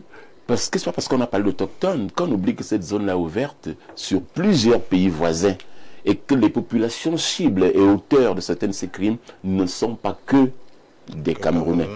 Il faut donc pouvoir clarifier cet immense flou, ces brassages incontrôlés. Vous savez que le gars qui part d'Ambam pour aller en Guinée équatoriale n'a pas besoin de passer par la voie publique. Il passe par le champ. Puis c'est ça, ses cousins qui sont de l'autre côté. Ils sont comme ça, tous les Mbaï qui sont dans la région de cette zone-là, pour aller chez les voisins gabonais, équato-guinéens, ils n'ont pas besoin de passer par la zone où la frontière officielle est érigée. Ils passent par le champ, par le chemin des écoliers, par la voie du piège, etc. Ils y arrivent. Et c'est comme ça également que des populations non traçables arrivent et prennent possession de ces endroits-là, rendant la sécurité incontrôlable. Il n'y a pas longtemps, on se plaignait que dans une ville du Cameroun, des populations étrangères au Cameroun.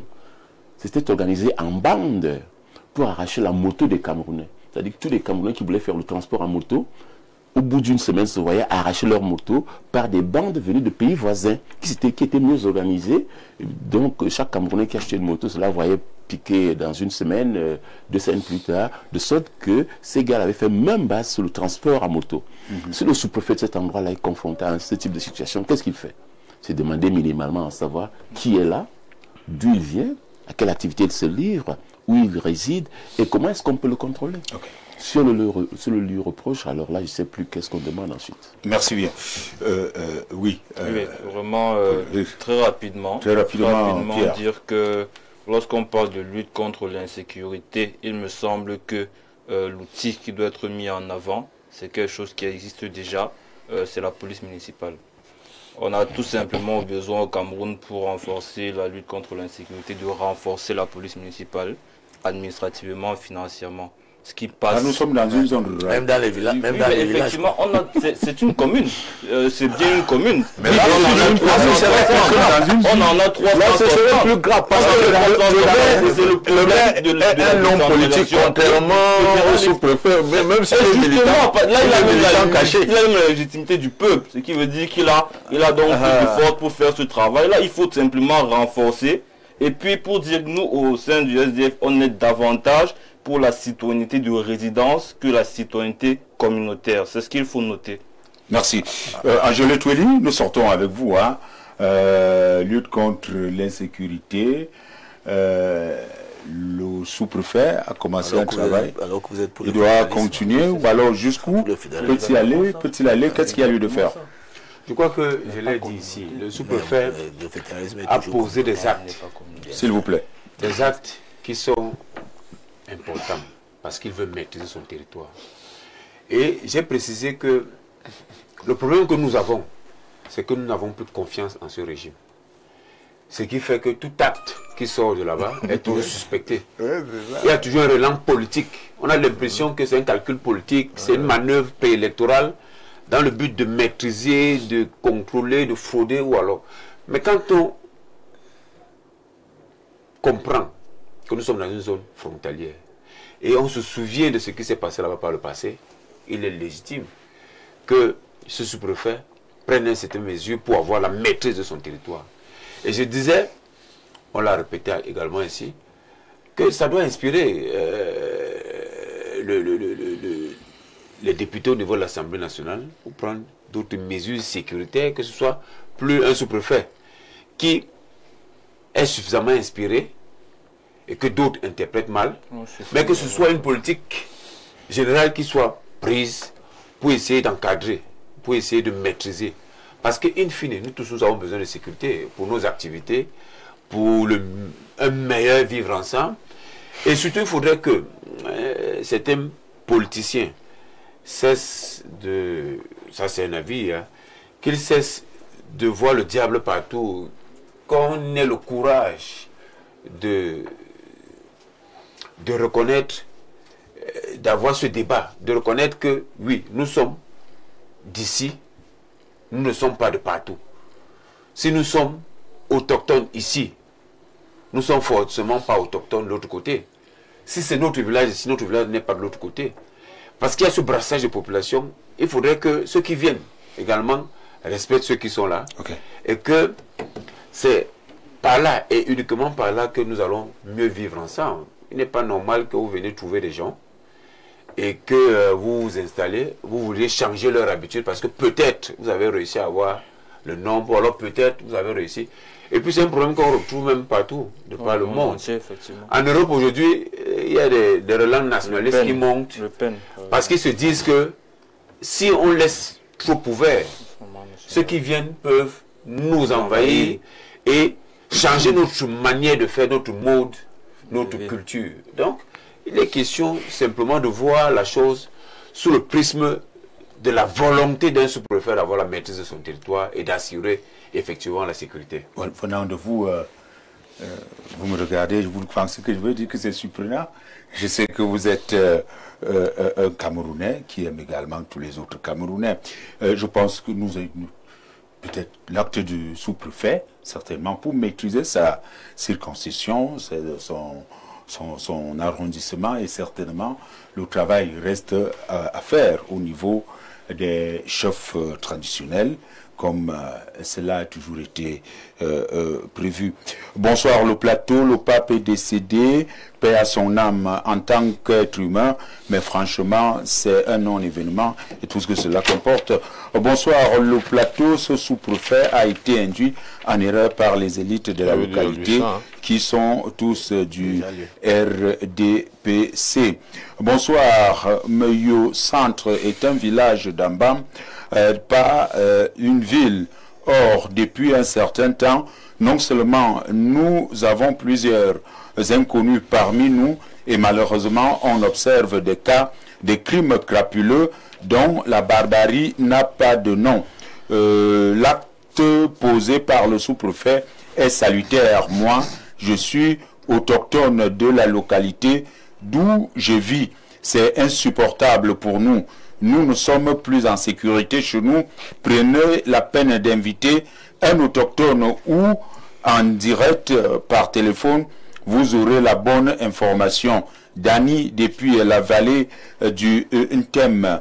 Autre réaction, bonsoir le plateau, c'est Lorenzo. Depuis Douala, le Cameroun n'a aucune politique d'anticipation. C'est l'un des rares pays au monde où les étrangers circulent comme ils veulent et posent des actes terribles sans inquiétude. On devrait savoir qui est qui fait quoi et qui habite où. Il y en a beaucoup de messages. Si on te demande combien de Biafrais sont au Cameroun, tu ne diras pas. Bon. Et ça, ce n'est pas pour le bonheur du Cameroun. Ok, vous êtes à l'Assemblée nationale, essayez de... Non, Angelo nous a interpellé tout à l'heure. J'avais envie de lui dire que ça ne relève pas du domaine de la loi. L'acte que le sous-préfet a pris relève du domaine réglementaire. La loi a déjà conféré la gestion de la sécurité publique à l'exécutif. Il lui revient par acte réglementaire d'implémenter une politique qui s'applique partout sur le territoire national. Ce que le sous-préfet d'Ambam a pris comme mesure devrait être la préoccupation de tous les autres sous-préfets. Que chacun connaisse combien les gens sont là, et comment ils sont arrivés, qu'est-ce qu'ils font. C'est important pour la sécurité de tout le monde et des personnes et de leurs biens. Il ne faut pas voir du diable partout. Merci. Merci à vous. Nous allons... évoluer et prendre le dernier sujet à l'ordre du jour. Chacun doit dire un mot tout juste après la transition.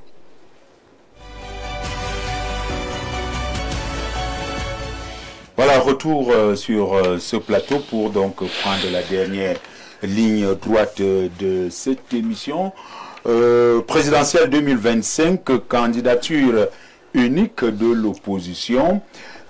C'est la grande question. Nous opposons ce soir à quelques mois de la présidentielle, et je rappelle qu'il y a quelques temps, ou quelques mois, ou quelques années même déjà, 1 ou 2 ans déjà, nous avons vu cette opposition-là se réunir, revoir un peu le code et tout ce que cela comporte. Aujourd'hui, nous sommes à quelques mois de décès, bien entendu. Vous savez quoi? Que je devais commencer par vous. Oui. Alors, nous sommes à quelques mois de la présidentielle. Que pensez-vous d'une candidature unique de l'opposition? Mais je dois dire tout simplement, et nous l'avons dit à l'occasion du congrès d'un parti frère de l'opposition où j'ai eu l'honneur de représenter le président national de l'UDC conduisant la délégation, il dit que cette problématique, cette politique de parler de candidat unique de l'opposition, c'est une tentative de tromper l'opinion, l'électorat camerounais. De leur faire comprendre que si on ne peut gagner le parti au pouvoir que si l'opposition va miraculeusement produire un candidat unique. Il n'y aura jamais de candidat unique. Voyez-vous, depuis 92 qu'on a commencé ça, l'élection du 11 octobre 92, on n'avait jamais eu le candidat unique de l'opposition. On est parti de 92, 97, 97, 2004, où il y a eu plus que jamais une coalition qui a sillonné les 10 régions. Avec même à Douala des prestations de serment, avec un bébé à la main, pour jurer que quelqu'un qui tentera de briser l'Alliance aurait bu le sang du bébé qu'on avait brandi. Mais finalement, on l'a brisé. Vous l'avez vu et tout le monde a su ce qui s'est passé. Lorsqu'on a choisi le docteur Agamon Damjoua sur la base du critère qui était établi par le comité scientifique mis sur pied, ben, il y a eu ce que vous connaissez mieux que moi par ailleurs. Et donc, il n'y a jamais eu de candidat unique de l'opposition. Parce que cette politique, c'est en train d'être agité par le parti au pouvoir. Seulement pour justifier au finish la fraude que ce parti développe pour gagner les élections, dit que non, nous gagnons parce que l'opposition n'est pas capable de s'unir, l'opposition n'est pas capable. Comment on va à une élection présidentielle relève de l'ordre de stratégie. On ne vient pas sur le plateau de télévision dévoiler la stratégie. Le Sénégal vient de gagner. Il y avait 16 candidats. Donc ça veut dire qu'en face du candidat du parti au pouvoir, il y avait 15 issus de l'opposition. Mais comme le peuple qui a la souveraineté avait décidé de choisir, de voter contre le parti au pouvoir, ils ont choisi un candidat de l'opposition qui a d'ailleurs gagné au premier tour dans un scrutin qui était parti pour être à 2 tours. Au Cameroun, la meilleure revendication et la meilleure chose que le pouvoir doit faire pour montrer qu'on gère le pays dans l'esprit républicain, c'est de concéder un scrutin présidentiel à 2 tours. Au deuxième tour, les alliances se dégagent. Et au lieu de ça, il veut nous tromper dans cette histoire, cette illusion de candidat unique. Nous travaillons aujourd'hui pour que les électeurs camerounais comprennent qu'on peut prendre le RDPC dans son piège de maintenir notre scrutin à majorité relative. La majorité relative veut dire, s'il y a 10 candidats, celui qui sera premier parmi les 10 va être proclamé comme vainqueur. Donc s'il y a même 11 candidats de l'opposition et que vous voyez que nous ne voulons plus de prolonger le renouveau, chaque électeur va aux urnes et vote contre le candidat du pouvoir. Donc au finish, le premier sera parmi les 10 opposants et dont l'opposition aura gagné. Même s'il vient avec 10% ou 11%, on s'en fout, pourvu qu'il soit en tête. Mais si nous voulons le changement et on nous trompe en disant que vous ne pouvez arriver à ce changement que si l'opposition vient avec un candidat unique, je crois que ne tombons pas dans ce piège. Il n'y aura pas de candidat unique parce qu'au même moment que le pouvoir agite ça, il travaille la nuit pour qu'il n'y ait pas de candidat unique. S'il y a plusieurs candidats, donc ne tombons pas dans ce piège. Monsieur honorable, je rappelle que si nous sommes Info TV et candidature unique de l'opposition, c'est un thème que nous posons. Nous nous posons tout simplement la question. Oui, personne ne nous a demandé de poser ce sujet-là ou alors de venir vous dire. Je ne vous ai pas accusé. Je ne vous ai pas accusé. Vous n'êtes pas le seul là. Ok. À nous montrer ça. Alors, Pierre-Alain Guater,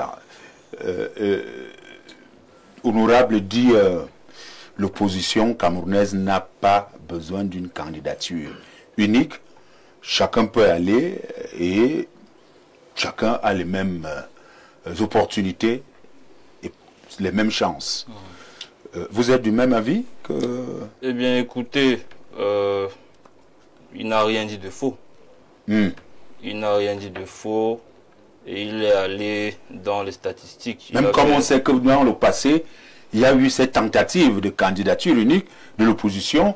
Lui-même, il a dit, le candidat à l'époque de l'UDC avait été choisi comme candidat unique de l'opposition.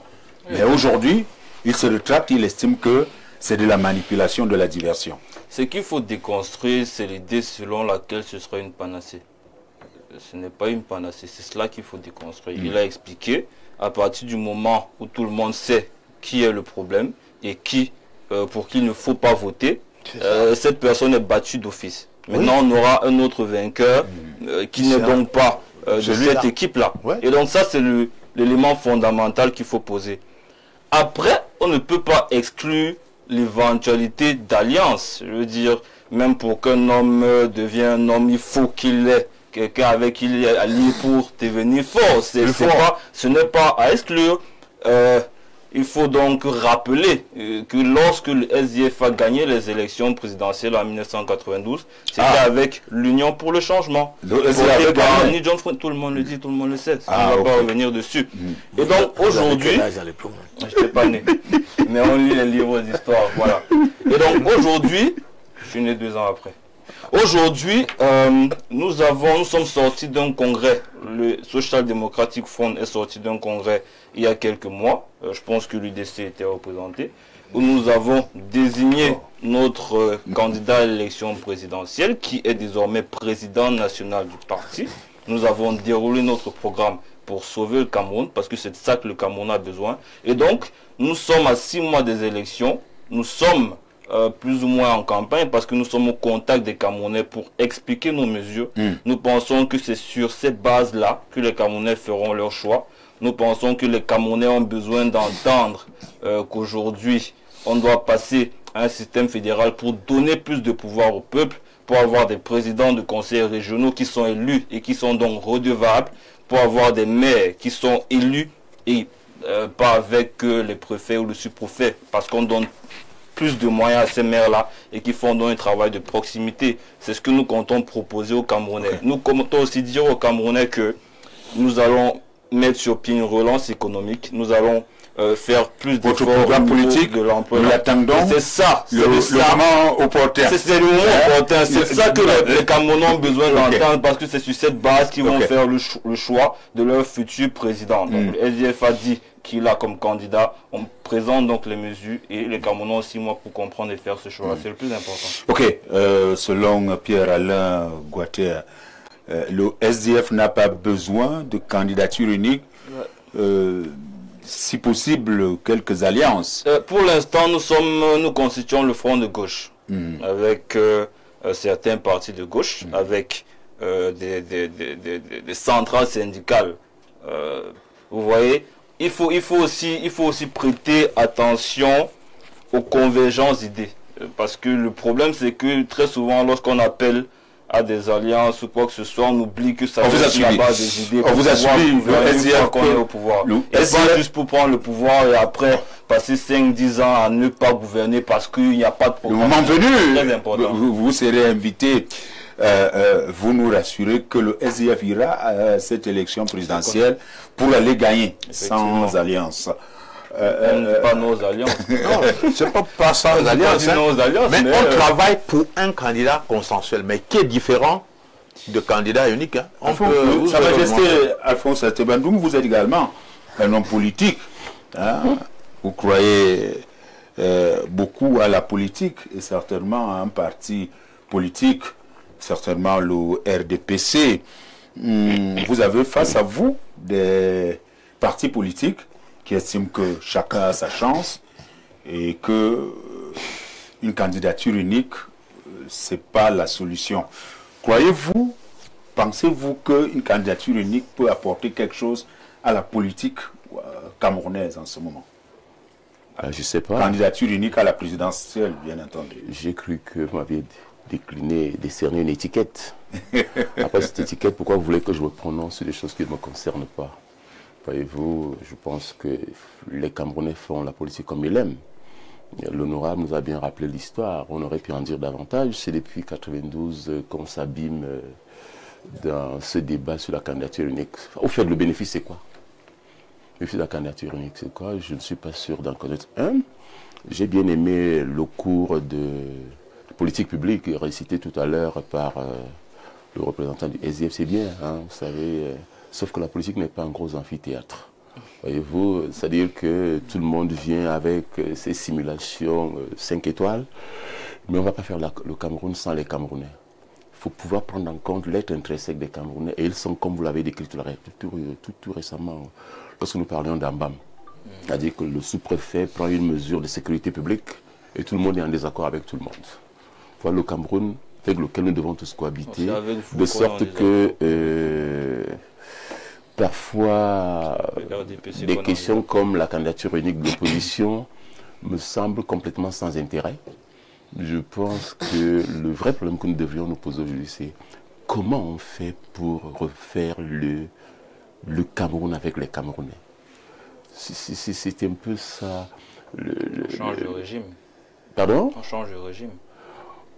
Oui, vous savez, c'est facile à dire. Il faudrait déjà demander aux Camerounais ce qu'ils veulent. Est-ce qu'ils veulent changer de régime? Permettons à Sa Majesté. Hein, depuis 92, ils ne le disent pas. S'il vous plaît. Voyez-vous, depuis 92, ils ne le disent pas. Vous avez dit quelque chose tout à l'heure.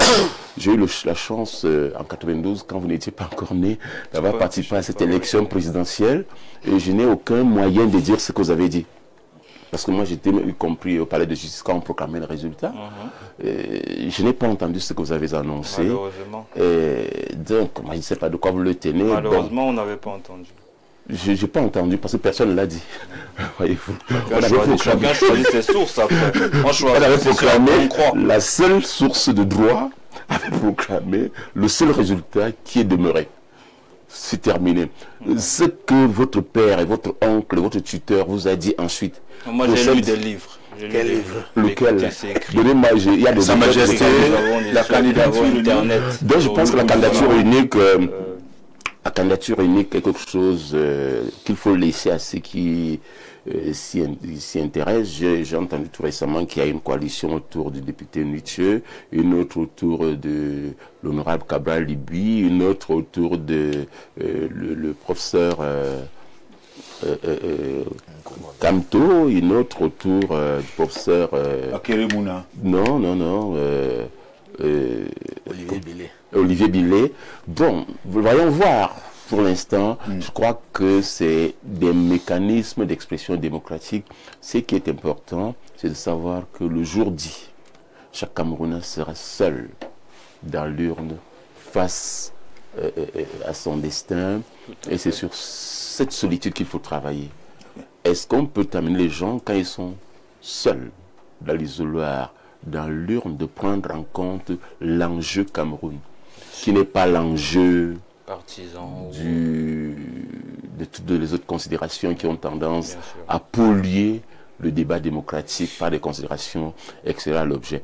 Et si on devait aller plus loin dans ce débat, vous savez que l'une des causes qui bloque le mécanisme de la candidature unique peut être lisible à ce que j'appelle la transhumance politique de certains leaders tels qu'on l'observe depuis 1992.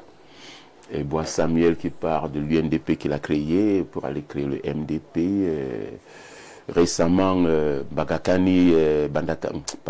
Sambaka est parti de l'UDC dont il était le vice-président parce qu'il a pensé à une dévolution naturelle. Ça ne s'est pas fait. On peut en citer des cas. La complexité fait que la candidature unique, je suis très réservé. Oui, réservé. Vous aussi, Angelo Toueli, à quelques mois de la présidentielle, c'est sans objet la candidature unique. Je crois que l'honorable Koupit vous l'a rappelé ici. C'est une distraction. Vraiment, les Camerounais doivent se dire que dans 2 mois, on va appeler le corps électoral. C'est le même corps électoral qui va assurer la présidentielle et les législatives. Ce sera une ligne droite. Il faut que les Camerounais partent s'inscrire sur les listes électorales. Quand vous voulez absolument une candidature unique, les officiers du RDPC ou alors vous des médias, vous ne faites qu'entretenir ça, donnant l'impression que tant qu'il n'y aura pas une candidature unique, les opposants ne seront pas sérieux. Vous allez nous interdire les sujets de débat. Permettez-moi, s'il vous plaît. Oui, allez-y. Parce que quand vous voulez une candidature unique de l'opposition, est-ce que vous savez qu'il y a même des idéologies politiques? Est-ce que vous pensez, je prends un exemple, que le fédéralisme communautaire que porte le candidat Cabral Libi peut être apprécié par le candidat professeur Maurice Kamto? Non. Ne soyez pas obligés de mettre les gens dans le même panier qui ne partagent pas une même vision de la société. Parce qu'il faut pouvoir gouverner après. Et puis, la dernière fois en 2018, nous avons eu 8 opposants face à M. Biya. Je crois que c'est suffisant. Si nous avons même 10 opposants face à M. Biya, les Camerounais devront faire le choix des différents programmes politiques qui sont là. Et on vous a expliqué clairement ici que, comme il n'y a pas élection à 2 tours, ce n'est pas parce que il n'y aura pas une candidature unique qu'on va aller voter le bourreau. Tout sauf M. Biya. Pour peu qu'on soit intelligent. Okay. En ce moment, celui qui a plus d'assentiment par rapport à ses idées, par rapport à son programme politique, va passer et il va assurer un certain développement au Cameroun. On verra bien. C'est ça l'essentiel. Alors, Joseph Mboutou, candidature unique, de l'opposition, elle peut ne pas être unique, mais une grande coalition peut-être. Mais est-ce que vous pensez à une candidature unique de l'opposition? Nous sommes à quelques mois de la présidentielle. Je rappelle qu'à un moment, lorsqu'il fallait refaire les voix, la Constitution et autres, presque tous étaient unis.